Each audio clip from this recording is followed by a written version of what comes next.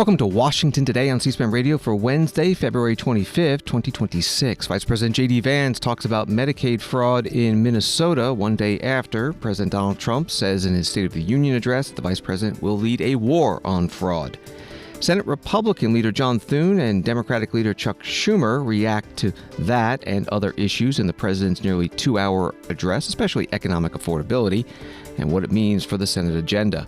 And two other senators, Republican Thom Tillis and Democrat Jeanne Shaheen, discuss Russia's war with Ukraine. That's a topic that barely got a mention in the State of the Union address.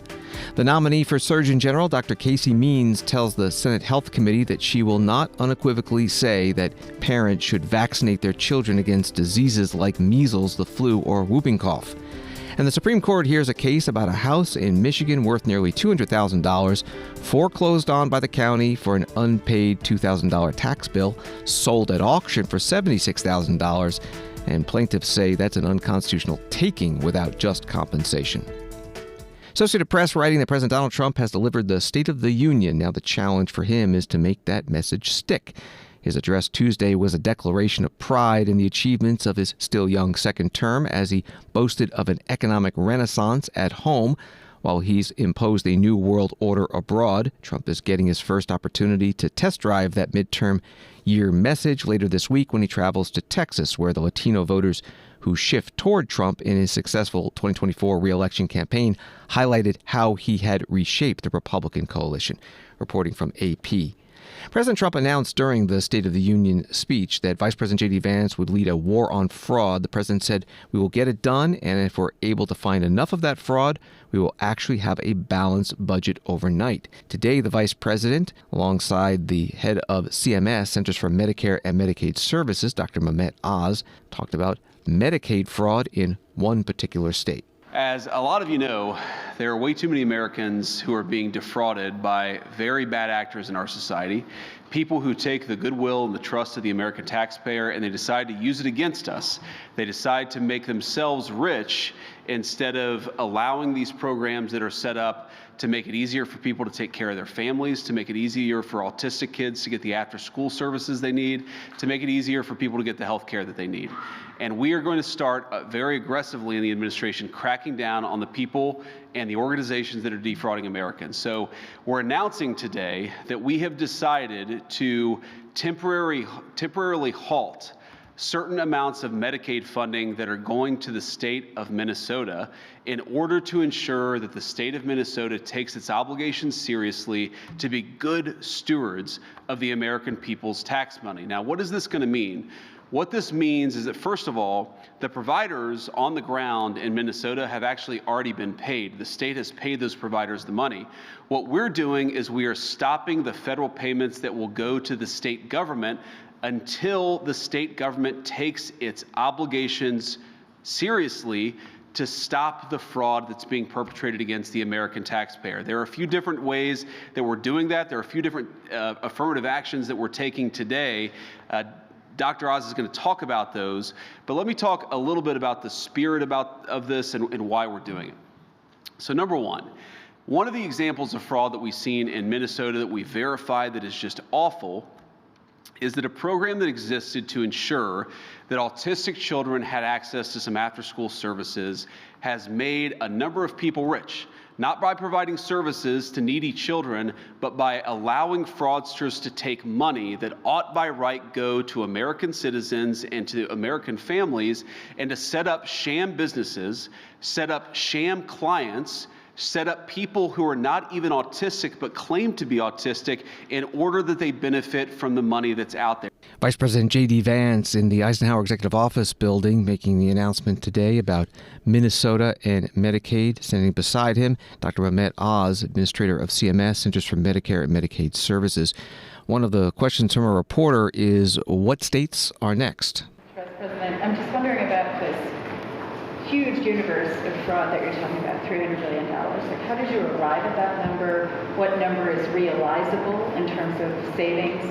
And you've mentioned California, you've said that you're going to move on to other states. Can you just give us a kind of snapshot of where you see that? And are all of the states that you're going after and where you see these problems ruled by Democratic? I mean, California, Minnesota, both Democratic-run states. So just give us a little bit of a preview. Well, you said ruled by Democrats. We didn't use that word. You did. But here's what I'd say. $300 billion in the grand scheme of how much the federal government spends on healthcare services, it sounds like a ton of money. It's actually, the federal government spends well over $1 trillion in providing medical services to the American people. And based on what we've seen, based on the amount of services that we've seen that have been billed that are fraudulent, and also based on the fact that in a number of blue states, and this is true as far as I know only in blue states, where you have illegal aliens encouraged to get on the Medicaid program, we actually think $300 billion may be conservative. And we certainly, our ambition here is to get as much of that money back for the American taxpayer as possible. Again, we're taking the social safety net. We're taking something that exists for the benefit of people who can't pay for medicine on their own. We want to help our fellow Americans. We can't do that if those programs are being defrauded by people who either shouldn't be here in the first place or have the legal right to be here but are committing criminal acts by defrauding these systems. Can I clarify one number? Go ahead, please. Just on the numbers, the $300 billion is from the Kaiser Family Foundation assessment of estimated 5% fraud in all healthcare, not just federally funded healthcare. So it's 5% of the total, roughly $6 trillion. We spend almost close to $2 trillion, $1.8 trillion of federal monies. So the federal portion will be about $100 billion, and we believe much of that would be achievable. It's not fraud, it's fraud, waste, and abuse altogether. Dr. Mehmet Oz, administrator of CMS, and Vice President JD Vance today in the Eisenhower Executive Office building. On Capitol Hill, Senate leaders mentioned the War on Fraud initiative from the President's State of the Union speech as they discussed the key takeaways from that speech and what it means for the Senate's agenda. We start with the Senate Minority Leader, Chuck Schumer, Democrat from New York. What the country saw last night was not a State of the Union. It was Trump's state of delusion. For nearly 2 hours, the president inflated his ego, rewrote reality, and offered zero solutions to the problems American families are struggling with every night. I'll bet there were just as many people last night discussing how to pay the bills as there were watching the State of the Union. President's in a bubble. He doesn't have a clue about what the average American people are going through. He just didn't ignore the affordability crisis. He mocked it. Can you imagine sitting down at the table and say, we can't meet our electric bill, what's going to happen? And you hear the President of the United States is mocking your inability to pay because prices have gone up. While President Trump stood up there congratulating himself, Americans were confronting the reality. Ground beef up 11%, coffee up 41%, rents up, health care costs up, electricity up. Families are spending this year over $1,700 more because of Trump's tariff tax. And he's gloating about it. He's gloating about it. Families don't need a 2-hour speech. They need relief at the checkout counter, especially a speech that hardly mentioned any solutions for the American people. You know, look, Trump spent a lot of time praising himself. He patted himself on the back so often that I thought he might fall down. But the American people didn't want hype. They didn't want the kind of stuff he did. And he lied. He just lies. He makes it up. He said we've gained manufacturing jobs. We've lost over 100,000 manufacturing jobs since he became president. He said job creation is on the rise. No, it's at the lowest point in 20 years outside of a recession. I think it was 2003 that job creation on a percentage basis was as low. And then, incredibly, Trump put JD Vance in charge of investigating corruption.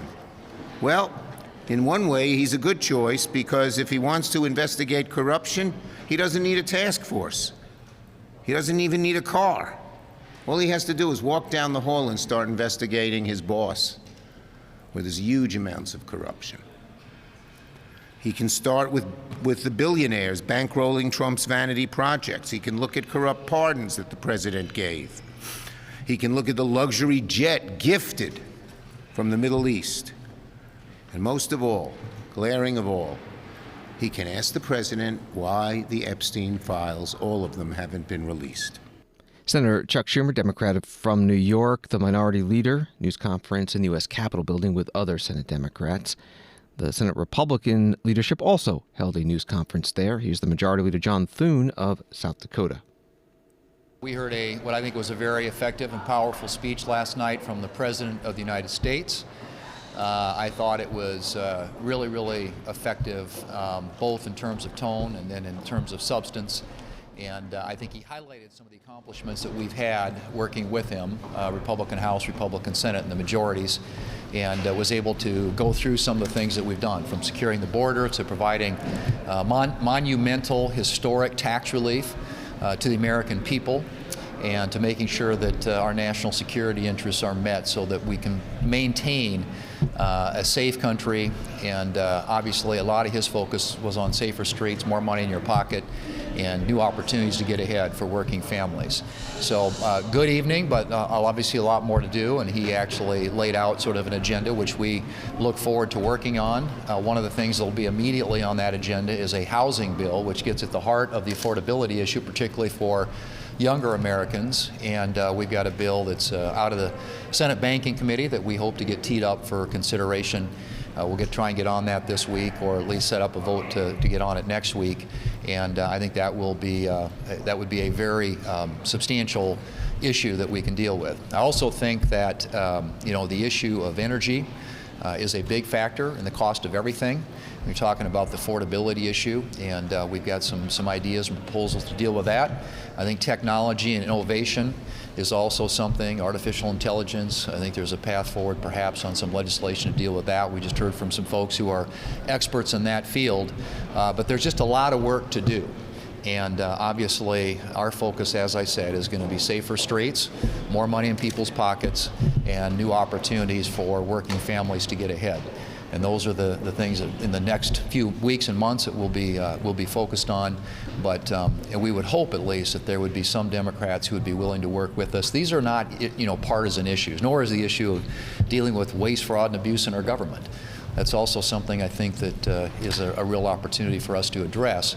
And all of those ought to have bipartisan support. These are not partisan issues, and I'm hoping that there are some Democrats who want to do what is in the best interest of the American people, and get away from kind of what we saw last week, which was essentially sort of two Americas when you observed what was happening in that chamber and the way the Democrats were reacting to what the president had to say.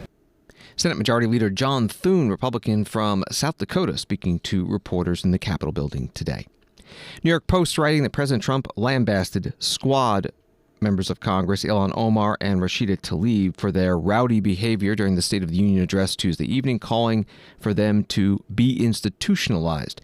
The president wrote on Truth Social, "When you watch low IQ Ilhan Omar and Rashida Tlaib as they screamed uncontrollably last night at the very elegant State of the Union, such an important and beautiful event, they had bulging, bloodshot eyes of crazy people, lunatics, mentally deranged, and sick, who frankly look like they should be institutionalized. When people can behave like that, and knowing that they are crooked and corrupt politicians so bad for our country, we should send them back from where they came from as fast as possible."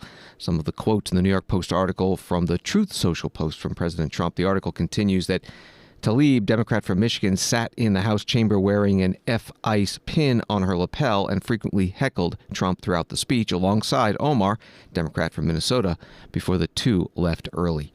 Congressman Omar was on CNN today explaining why she did what she did.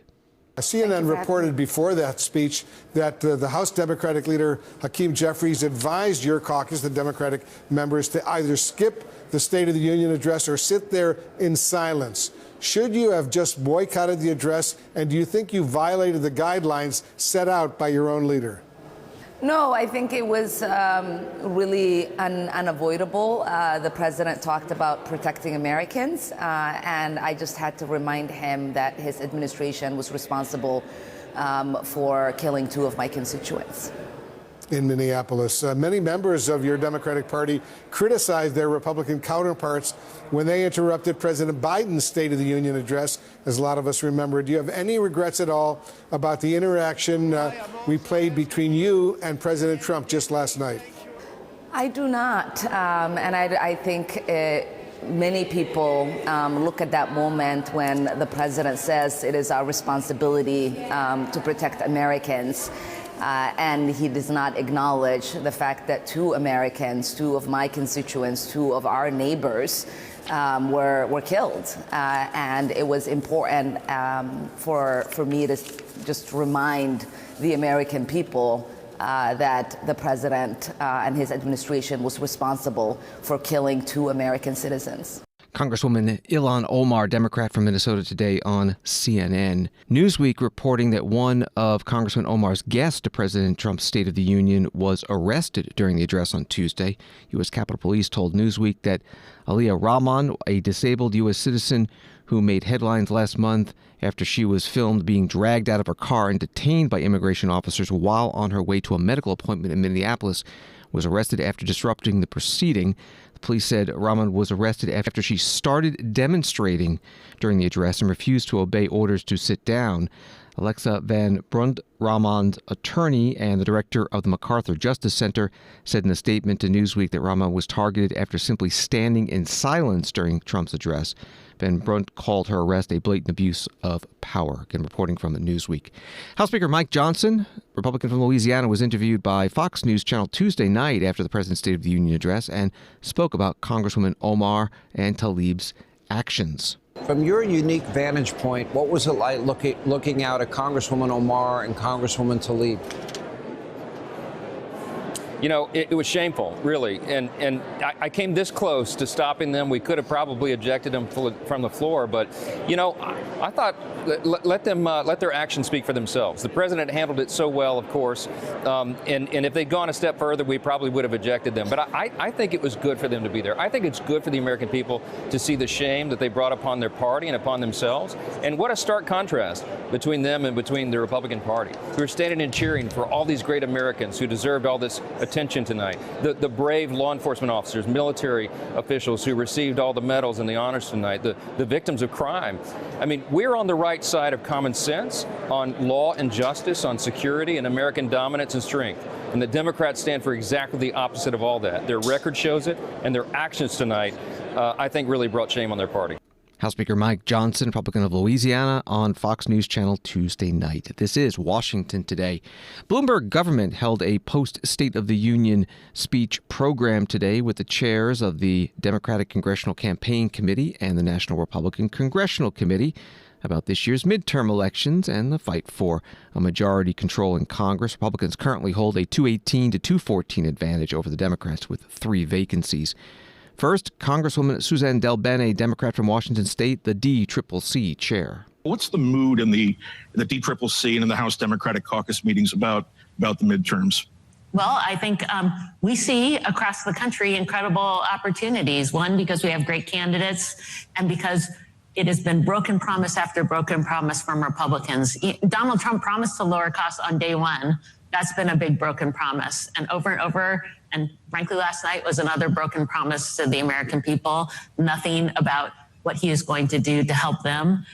So we have seen in special elections since November of 2024, overperformance by Democrats, 17% overperformance when we talk about congressional special elections, but we've seen just huge swings, even a Texas state Senate race with a swing of 32 points, all because people have soured on the Republican agenda, the broken promises. They want folks who are going to stand up for them. And so we've seen that across the country over and over and over again. And we know that when we have great candidates running in these districts, we win. How many districts are you targeting?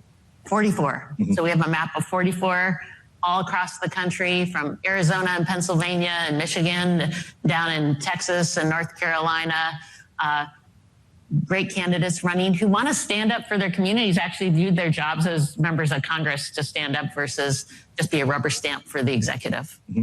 The list of 44 includes a couple of districts in Texas, a couple in North Carolina, 2 of the 3 states that are holding the first in the nation congressional primaries on Tuesday. The 2 Texas districts, they're both Hispanic majority. And also Texas and North Carolina are 2 of the states where Republicans redrew the maps. I have to presume that with Texas and North Carolina on your target list, you think that the Republican remaps there have not created the safe districts for them that they anticipated? What was your take on those on that? Well, first of all, let's be clear that if you think you're winning with the American people, you think that folks are with you on policy, then you probably aren't focused on trying to rig the system and redraw maps in order to win. Republicans know that they are losing across the country, and instead of actually looking and kind of reflecting on how their policies have hurt families, they said instead, we're just going to change the maps. Trump calls the governor of Texas and says, give me 5 seats. It wasn't, here's what the people of Texas want to see. In fact, the people of Texas never got a vote.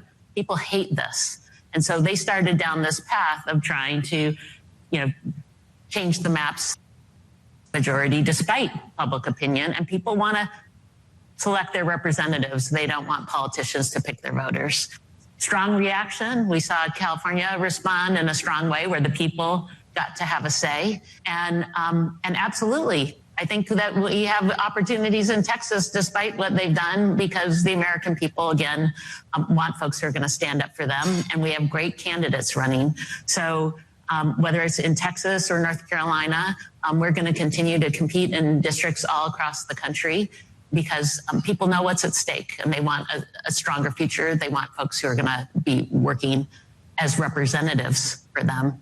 Again, not a rubber stamp for the executive. Congresswoman Susan DelBene, Democrat of Washington State, chair of the Democratic Congressional Campaign Committee, at a Bloomberg government event today, the day after the President's State of the Union address. Also there, talking about the midterm elections, Congressman Richard Hudson, Republican of North Carolina. He chairs the National Republican Congressional Committee, his party's campaign committee equivalent. We just heard about the Democrat strategy to target some of the red seats, flip them blue. What are some of the blue seats that you think you guys have the best shot of flipping this year? Well, I would start by saying the map is really small, and it's because both parties have gotten really good at redistricting. We've gotten very good at drawing very safe seats for ourselves, which leaves very few up for grabs. You compare, say, 2018, last midterm for the president, there were 40-something Republicans in Democrat seats. Now there's 7. If you look at the seats that we're going to be competing for and defending, it's a very small number. I mean, maybe 30 at the end of the day. And so, every one of those is going to be very, very close. But we've got a lot of opportunities. I mean, there are 13 Democrats sitting in seats that Donald Trump got 50% or better. I think, you start going east to west, Maine too. Jared Golden didn't announce his retirement because he's done with Congress. He announced his retirement because there were 3 successive statewide or district-wide polls that showed him losing to Governor LePage. I think we got great opportunities in Ohio. Ohio 9 is one that we've targeted for a long time. It got a little bit better through redistricting, and we've got several really strong candidates running. So I think that's a great opportunity for us. I think Washington 3. It's another district that Donald Trump carries that we've got a really strong candidate now, and John Braun, who's the leader in the state Senate. So I think, you look in California, the Democrats, California is already a max gerrymandered state. They found a way to gerrymander it even more, but they're not going to get the 5 seats they think. I mean, David Valdeo is battle tested. He's going to win re-election. Darrell Issa is going to win re-election, his seat. And I think we've got a couple of good pickup opportunities in California. Kevin Lincoln in California 13 is one of my favorite candidates. He's an African-American, Hispanic, Republican, Marine, great family guy, Republican mayor of Stockton, former mayor of a Democrat town that dominates that district. Fantastic candidate. So, we're going to do a lot better than people think in California. In Texas, we've got a number of pickup opportunities there. I'm really excited about Eric Flores down in Texas 34. I think the president's going to be there today, actually, in that district. But he's a former prosecutor, made his name prosecuting the cartels. He's a fantastic candidate. North Carolina 1, back in my backyard, we've got a real great pickup opportunity there. We're in a primary, so we'll find out Tuesday, maybe. Hopefully it's not a runoff, but we've got several really strong candidates there. So I think that's a great pickup opportunity for us. So we've got a lot of opportunity, but every one of these is going to be close. I mean, I think the days of the 40 vote swing or seat swing one way or the other are over just because of the nature of redistricting now. Congressman Richard Hudson, Republican from North Carolina, chair of the National Republican Congressional Committee, at a Bloomberg government program the day after the president's State of the Union address. Washington Post has an article. Voters are closely split over which party they prefer in the November midterm elections, but Democrats hold a wide advantage in voter enthusiasm over Republicans that could help them reclaim at least some power, according to a Washington Post ABC News Ipsos poll. More Democrats than Republicans said they are certain to vote this fall, 79% to 65% among registered voters. The 14-point advantage is the largest Democrats have reported on this question ahead of a midterm election since at least 2006. That was from the Washington Post. President Trump's State of the Union speech Tuesday night was mostly on domestic policy, but he also touched on foreign affairs. Associated Press writing about it, the president cheered brokering a fragile ceasefire deal in Gaza and his team's bringing home hostages taken by Hamas militants, capturing autocratic leader Nicolas Maduro in Venezuela, and pressing fellow NATO members to increase defense spending among his biggest wins. He also warned Iran anew as he builds up U.S. forces in the region and weighs whether to carry out new military action against Tehran.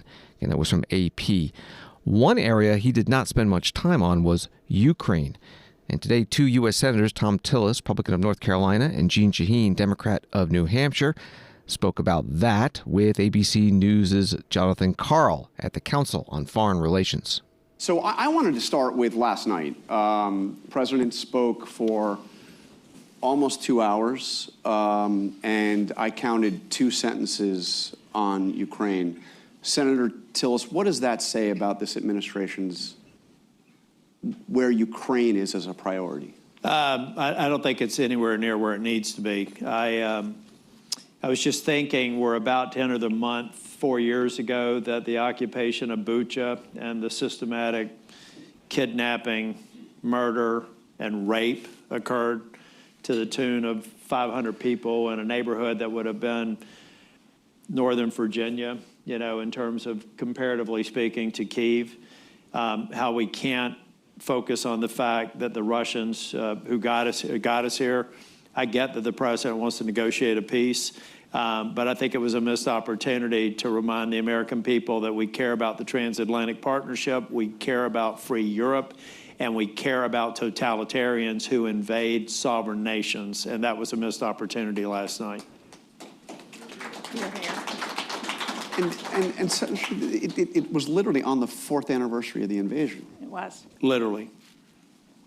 What is your sense as you deal with the administration? And by the way, the Ukraine portfolio seems to not so much be with the State Department, but it's Steve Witkoff and it's Jared Kushner. Do you get visibility into what they're doing and what the negotiations are? I mean, can you call them before the committee to brief you? Well, we could if the chairman would agree to that, Yeah. But no, we don't have any insights into what they're doing. The most information we've gotten about what's happening with negotiations we got in Munich at the security conference from the EUCOM commander, who gave us some insights into the lower level negotiations that are going on around security guarantees, around definitions, around how you define territories, that sort of thing. But we've gotten nothing from the administration. And based on even that, I mean, my sense is we are seeing Ukraine, Zelensky willing to make concessions that I don't think that he would have talked about a year ago, 2 years ago. Are we seeing any movement on the Russian side? No, not at all. And we just introduced a resolution yesterday on the 4-year anniversary of the war in Ukraine with 31 co-sponsors, and we're still building on those, 15 Democrats and 16 Republicans. So I think the president is overlooking the fact that there is still strong, and Thom would agree with this, strong bipartisan support for Ukraine in the Senate and in Congress.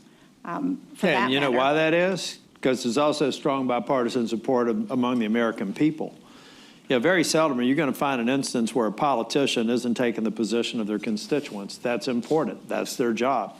And the fact that we're seeing these numbers also suggests, and I'm sure the administration's seeing the same numbers that I am, the transatlantic partnership, the NATO alliance in Ukraine matters. And bullies, the United States has a long history, and the electorate has a long history of hating bullies. And Russia is a bully. Senator Thom Tillis, Republican from North Carolina, and Senator Jeanne Shaheen, Democrat from New Hampshire, at the Council on Foreign Relations in Washington today. AFP writing that President Donald Trump spoke with his Ukrainian counterpart, Volodymyr Zelensky, ahead of a fresh round of talks Thursday aimed at ending Russia's invasion, a White House official told AFP. Further details were not immediately available on the call, which came a day before Ukrainian and U.S. envoys were to meet and ahead of new trilateral talks with Russia expected in early March. And from Reuters, 4 people were killed and 7 others were wounded after a speedboat from Florida entered Cuban waters and opened fire on Cuban forces who returned fire, Cuba's Interior Ministry said. All 4 dead were aboard the Florida-based speedboat, and another 6 were injured, Cuba said. In addition, the Cuban commander of Border Patrol was wounded. The wounded foreign attackers were evacuated and received medical attention, Cuba said. That was from Reuters. Secretary of State Marco Rubio made a statement. So this morning, we were made aware by Cuban authorities of an incident off the coast of Cuba. We immediately began to look into it. As it stands now, the Department of Homeland Security, the Coast Guard, others are involved. The majority of the information we still possess is what Cuban authorities are providing both the public and the U.S. government. We have our embassy on the ground in Havana working this as we speak, asking for access to the people that were on those vessels, if they were American citizens or permanent residents. According to the Cuban regime, the boat was registered in Florida. We're tracking that down. We will know shortly, and we will know quickly, many more facts about this incident than we know right now. The majority of the facts are Cubans. We will verify that independently, and as we gather more information, then we'll be prepared to respond accordingly. I'm not going to speculate, because I'm not going to opine on what I don't yet know, but we're going to find out exactly what happened here, and then we'll respond accordingly. Secretary of State Marco Rubio.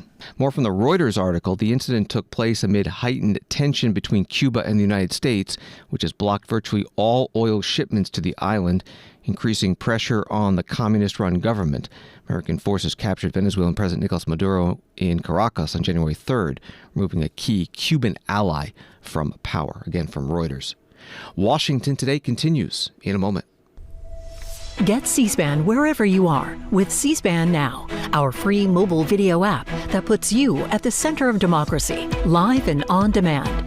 Keep up with the day's biggest events with live streams of floor proceedings and hearings from the U.S. Congress, White House events, the courts, campaigns, and more from the world of politics, all at your fingertips. Catch the latest episodes of Washington Journal. Find scheduling information for C-SPAN's TV and radio networks, plus a variety of compelling podcasts. The C-SPAN Now app is available at the Apple Store and Google Play. Download it for free today. C-SPAN, democracy unfiltered. Support for C-SPAN and C-SPAN Radio comes from Disney. Welcome back to Washington Today, available as a podcast on the free C-SPAN Now mobile app and wherever you get your podcasts. Story from Associated Press. Wellness influencer, author, and entrepreneur Dr. Casey Means on Wednesday shared a vision for addressing the root causes of chronic disease instead of feeding into, quote, reactive sick care during her confirmation hearing to become the nation's next Surgeon General. It's a message that dovetails closely with that of Means' ally, Health and Human Services Secretary Robert F. Kennedy Jr. and his Make America Healthy Again movement. It also has some bipartisan support, with a wide swath of Democrats and Republicans agreeing that the rise in chronic disease is a problem that needs solving. But Means also faced tough questions from senators about topics that have become divisive in recent years, such as vaccines and hormonal birth control, as well as about her qualifications and potential conflicts. That was from Associated Press. Before the hard questions were dealt with, there were some lighter, happier moments, such as when the Senate committee leaders and the nominee addressed the fact that the nominee had to postpone an earlier scheduled hearing because on that day she gave birth. First, Senator Bill Cassidy, Republican from Louisiana, the chair of the Health Committee. Thanks for appearing before the committee and for your willingness to serve the people of the United States and this administration. And by the way, congratulations on your baby. Thank you. It gives you a great perspective on life, and I trust all is well. And for the diocese on both sides, well, we'll take a break at 11 to allow Dr. Means to care for her child. So just a 15-minute break at 11. Also, Senator Bernie Sanders of Vermont, the committee's ranking member. Thank you, Dr. Means, for being here. Congratulations on your baby. Thank you. And nominee Dr. Casey Means. I want to thank President Trump for nominating me to serve as Surgeon General and for Secretary Kennedy for his support. Thank you for also being willing to postpone this hearing. When I went into labor 5 hours before the hearing started in October, our precious baby boy was born on the hearing day. Back to the committee chair, Senator Bill Cassidy, Republican from Louisiana. He dove right in during his questioning to Surgeon General nominee Casey Means, talking about vaccine policy. Tragically, next question, we've had 2 children die from measles in West Texas. We now have an outbreak of like 1,000 children almost in South Carolina area. You're a mom. We're on the verge of losing our measles elimination status. Would you encourage other mothers to have their children vaccinated against measles with the MMR vaccine? Like you, I'm a physician. I believe vaccines save lives. I believe that vaccines are a key part of any infectious disease public health strategy. And I would work with you, the CDC, the NIH, ACIP, But would you encourage FDA. mothers to vaccinate their children with the MMR vaccine, seeing how we've had children die in this outbreak in South Carolina? I'm supportive of vaccination. I do believe that each patient, mother, parent needs to have a conversation with their pediatrician about any medication they're putting in their body or their children's bodies. You're the nation's doctor. Would you encourage her to have her child vaccinated? I'm not an individual's doctor, and every individual needs to talk to their doctor before putting a medication in their body. I absolutely am supportive of the measles vaccine, and I do believe vaccines save lives and are an important part of the public health strategy. We've had a tough flu season this year. Would you, as past Surgeon Generals have, encourage Americans to get vaccinated with the flu vaccine? At the risk of sounding repetitive, I do think it's very important as a physician and to rebuild trust in public health to make sure that patients are encouraged to have informed consent with their doctor before getting any medication. I believe vaccines save lives. I believe they're an important part of public health. I also do not want to not encourage patients to have a conversation with their doctor. I think it's incredibly important, and informed consent is going to be part of building trust in public health. We've had an outbreak of whooping cough in Louisiana, vaccine-preventable disease. Children have actually died from it. Think about it. A child about the age of your child dying from a vaccine-preventable disease. And some have been scared to vaccinate their children because they've been told incorrectly that vaccines cause autism. Do you believe that vaccines, whether individually or collectively, contribute to autism? Senator Cassidy, you're a physician. I'm a physician. The reality is that we have an autism crisis that's increasing, and this is devastating to many families, and we do not know, as a medical community, what causes autism. The administration has just committed a huge amount of funding to look at the exposome of all environmental factors that could be contributing to autism, and until we have a clear understanding of why kids are developing this at higher rates, I think we should not leave any stones unturned. There's been a lot of evidence showing that they're not implicated. Do you not accept that evidence? I do accept that evidence. I also think that science is never settled, and I think that the effort to look at comprehensive cumulative exposures of our exposome into what is causing autism is important, and I look forward to seeing those results and sharing the best public health information with the American people. Dr. Casey Means nominated for Surgeon General, testifying before the Senate Health, Education, Labor, and Pensions Committee, questioned by the chair, Bill Cassidy, Republican from Louisiana. Senator Patty Murray, Democrat from Washington State, asked the nominee about hormonal birth control. You called birth control pills, and I'm going to quote, a disrespect of life, and you said Americans, quote, use birth control pills like candy. You also claimed, contrary to established science, that hormonal birth control has, quote, horrifying health risks for women. Now, here are the facts. There are 18 FDA-approved contraceptive methods, both hormonal and non-hormonal, and there are decades of evidence showing that every one of these birth control methods is safe and effective. So I wanted to ask you, help me understand, should women trust the FDA, which approved all 18 methods of birth control after a very rigorous look at the evidence, or should they trust your statement that there are horrifying health risks to birth control, which contradicts that evidence? Thank you, Senator Murray, for your question. I'm curious if you're aware of what the side effects of hormonal contraception are.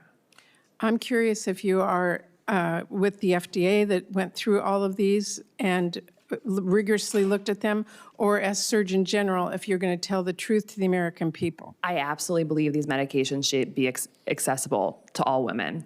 And also, all medications have risks and benefits, and in our current medical climate, with the burden on doctors, doctors do not have enough time for thorough informed consent conversations. Some of the horrifying side effects of birth control that I have mentioned include blood clots and stroke risk in women who have clotting disorders, who are smokers, who have obesity. No, it's not general. I'm very careful with my words, and when I say those comments, which are taken out of context, I'm speaking about particular women that can be hurt if there is not informed consent about their medical history, their lifestyle exposures, and their family history. I want those women, and I know you do too, to be able to have a thorough conversation with their doctor and know whether they are at higher risk for side effects when prescribed the medication. Saying that is one thing, but saying on, different shows that birth control pills are a disrespect of life is very different. I am passionate about women's health, and I think it is disrespectful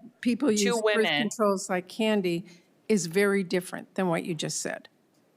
We prescribe a huge amount of hormonal contraceptive, and I do not believe most of those conversations have informed consent because of the pressures that doctors are under because of our broken healthcare system. I want what's best for women, as do you, and I want every woman who could be at risk for a side effect. 2 minutes left, and I have other questions. Let me move on. Thank you. If a woman died from a stroke or a blood clot because they did not have a thorough conversation. Thank you for your answer. You made that clear. Let me go to another question.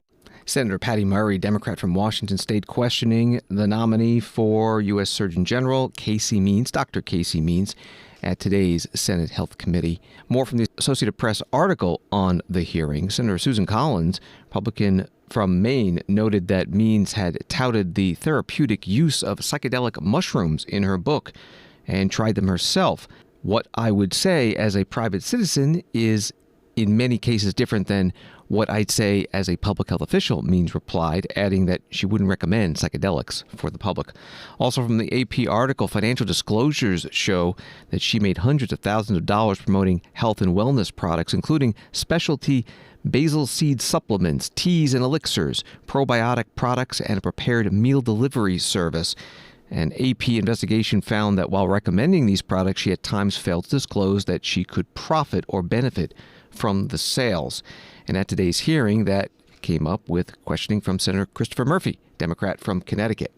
There's a prenatal vitamin called WeNatal. Your filings before this committee show that you started receiving compensation in the spring of 2024. And yet in September of 2024, you posted a video saying that you had no financial relationship to the company, just a big fan. And then in October, you said, not sponsored, just love these. But in fact, you have documentation before this committee that showed when you said those things, you had a financial relationship. You had already started receiving money from that company. So you weren't telling the truth when you said you were just a fan. You were actually receiving money, correct? If in any post where I said I am not receiving money, I had not been receiving money at that time.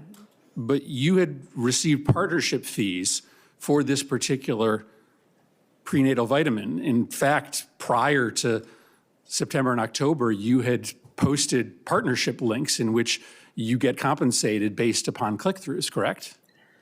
I'm happy to look at whatever documentation you're talking about, but I do not, it's incorrect and it's a false representation. And just to be very clear, I've spent the last several months working with the Office of Government Ethics to be fully compliant with this process. I take it very seriously.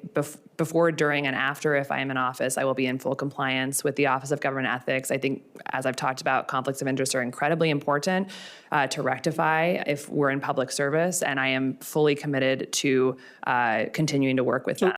Surgeon General nominee Dr. Casey Means at today's Health, Education, Labor, and Pensions Committee, questioned by Senator Christopher Murphy, Democrat from Connecticut. HHS website has this description of the job. The U.S. Surgeon General is the nation's doctor, providing Americans with the best scientific information available on how to improve their health and reduce the risk of illness and injury. The Surgeon General oversees the U.S. Public Health Service Commissioned Corps, an elite group of over 6,000 uniformed officers who are public health professionals. The Corps' mission is to protect, promote, and advance the health of our nation. That was from the Health and Human Services Department website. There have been 21 Surgeon Generals in the United States since it was created in 1871. This is Washington Today. The U.S. House today passed a bill titled Homeowner Energy Freedom Act. Congressional Quarterly explains it repeals 3 sections of a 2022 Democratic climate, health, and tax reconciliation law that established energy efficiency and green energy programs, and it rescinds an estimated $300 million in unobligated funds appropriated by that law for those programs. The bill's sponsor, Congressman Craig Goldman, Republican of Texas, spoke on the House floor before the vote.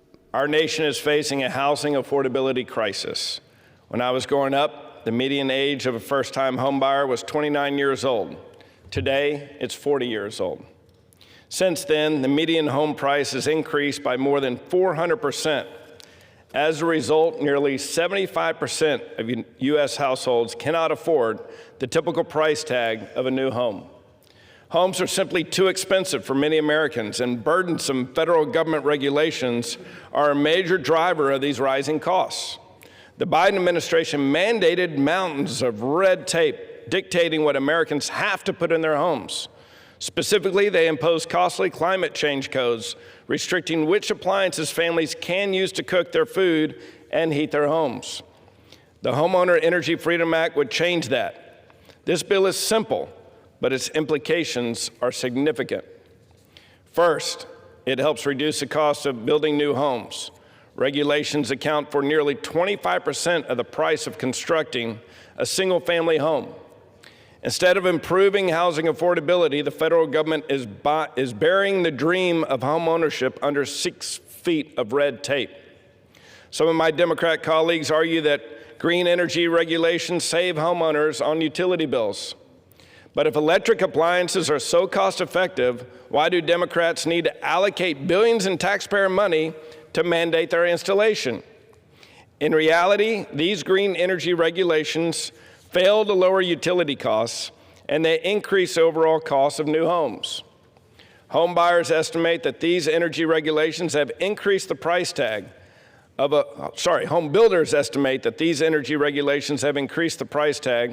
a new home by up to $31,000. Second, this bill restores Americans' freedom to make their own choices in their own homes. Americans don't need the Democrats and Washington, D.C. bureaucrats dictating which appliances they can or cannot have in their own home. Congressman Craig Goldman, Republican from Texas, on the House floor. Congresswoman Kathy Castor, Democrat of Florida, spoke against the bill. What does this bill do? It guts a very popular common sense initiative that hardworking Americans rely on. In 2022, the Congress passed some rebates to help people afford home appliances through 2 home energy rebate initiatives that help lower their electric bills. The first is the Home Efficiency Rebate Program, or HOMES. That's a rebate to households that conduct whole house energy saving retrofits. That means that our neighbors can increase insulation in their homes or improve their HVAC systems. The second is the home electrification and appliance rebate program, or HERE. That provides rebates to upgrade electric panels, conduct weatherization, or purchase an appliance like an electric water heater or air conditioner. Because we know oftentimes people need a little bit of help with that upfront cost. If they can get a little help to afford an upgraded appliance, that is going to save them money in the long run. So it's just a real head scratcher while Republicans are bringing this bill in the midst of an affordability crisis. But I think when you look, if you listen to the State of the Union last night, that's a little bit illuminating, because the president said everything's great in America. He solved it. There's no affordability squeeze. Look at our economy is roaring. Everybody's doing great.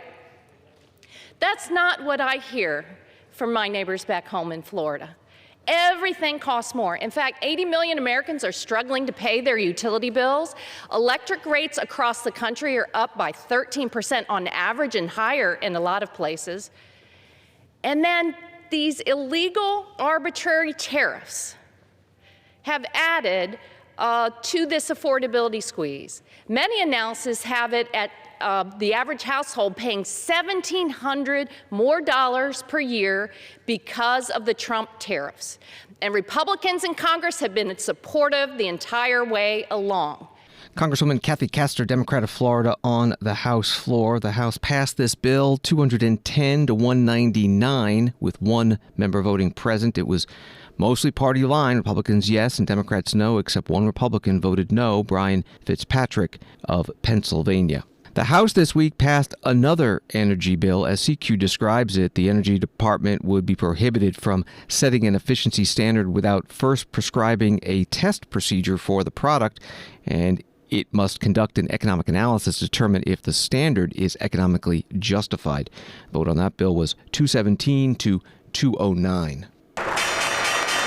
Wall Street today, the Dow up 307, Nasdaq up 288, and S&P up 56.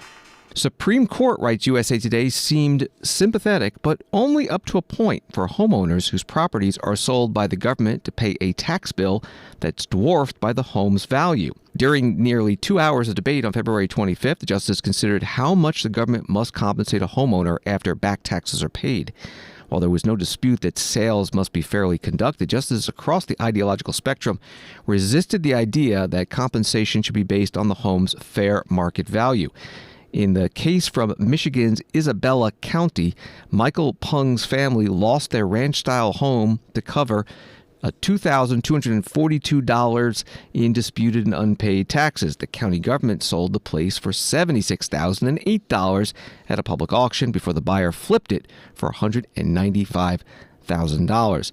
A 2023 Supreme Court ruling meant Isabella County had to give the family what was left after selling the house and settling the tax bill, but as attorneys argue, that's not enough. That was from USA Today. Here's part of the oral argument. Justice Sonia Sotomayor questioning Philip Ellison, an attorney for the Pung family.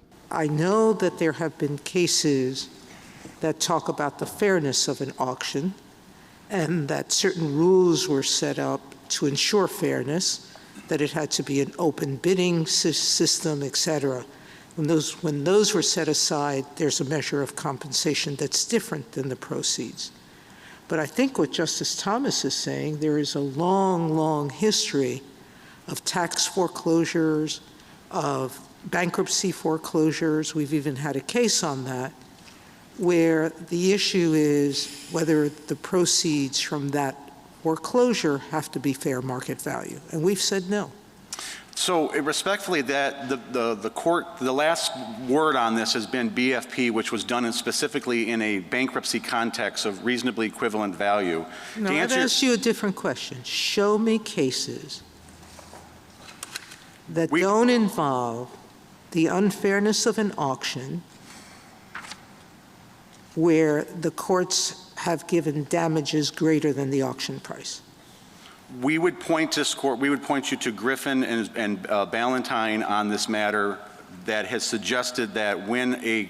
Suggested. Give me a holding from a court in our 250-year history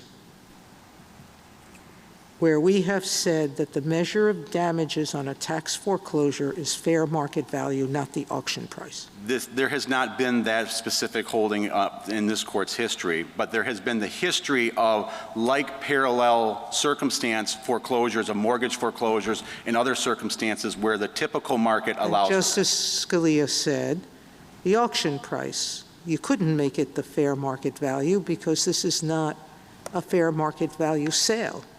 An auction is a different forced sale, and so it will yield a different measure.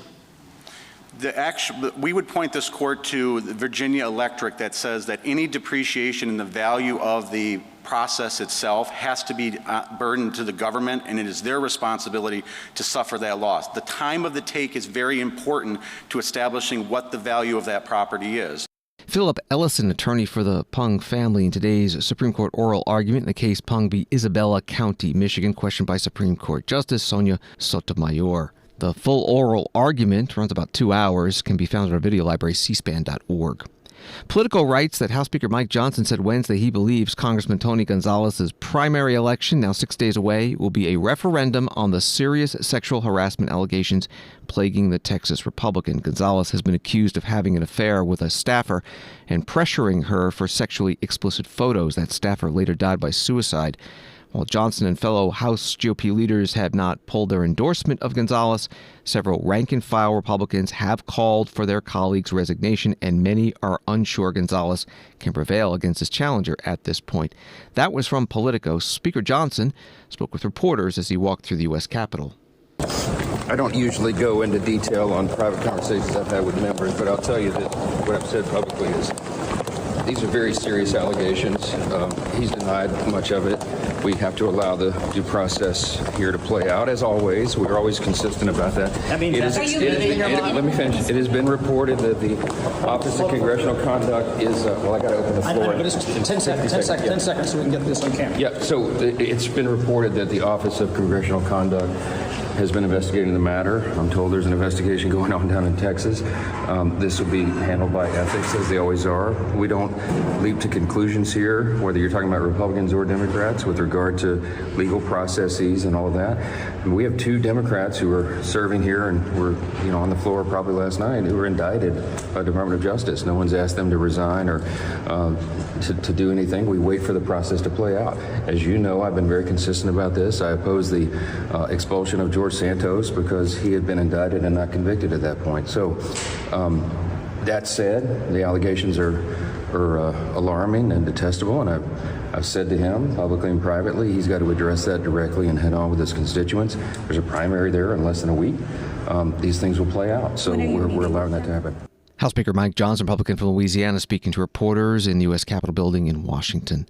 The Telegraph in Great Britain reported a couple of days ago that Gordon Brown has demanded a police investigation into whether Andrew Mountbatten Windsor used taxpayer-funded jets and RAF bases to meet the pedophile Jeffrey Epstein. The Telegraph can reveal that the former prime minister wrote letters to 6 police forces suggesting that civil servants be questioned about Mr. Mountbatten Windsor's time as a trade envoy.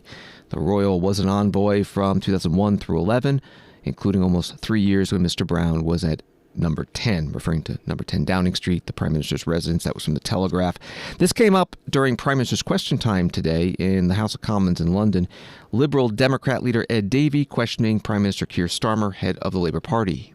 Mr. Speaker, the former Prime Minister, Gordon Brown, has raised deeply shocking concerns that Jeffrey Epstein may have used British airports and even RAF bases to traffic young women and girls in and out of our country. This is appalling. The Prime Minister knows that I agree with Gordon Brown that there needs to be a full public inquiry into all this.